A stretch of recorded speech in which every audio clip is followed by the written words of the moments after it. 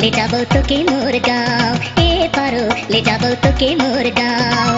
आयो के बताबो बाबा के सुनाबो, आयो के बताबो बाबा के सुनाबो, ले जाबो तोके मोर गाँव, ए पारो ले जाबो तोके मोर गाँव, ए पारो ले जाबो तोके मोर गाँव।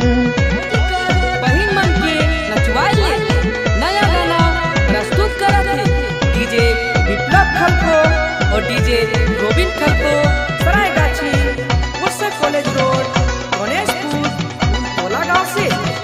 बाबा ओ बाबा তোটা কত দিছাতা ভালোই ভালোবাসা এই গান চলা।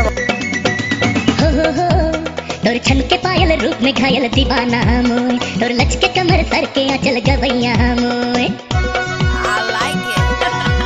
तोर छन के पायल रूप में घायल दीवाना मोय, तोर लच के कमर सर के आंचल गवैया मोय।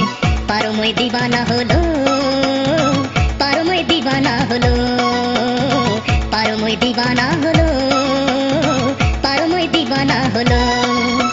ले जाबो तो के मुर्गा, ए पारो ले जाबो तो के मुर्गा, पारो रे ले जाबो तो के मुर्गा।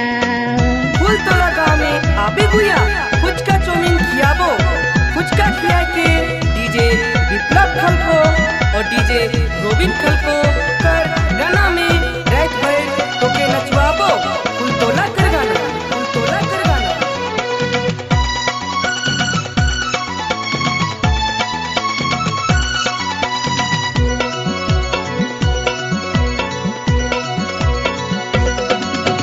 हो मोर धड़कन में तो के बसाए ले मोय, मोर सांसों में तो के सजाए ले मोय।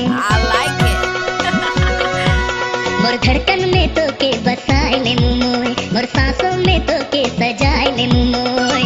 तो हित मोरे सरगम पारो तोर गीत मोय गाम रे, तो हित मोरे सरगम पारो तोर गीत मोय गाम रे।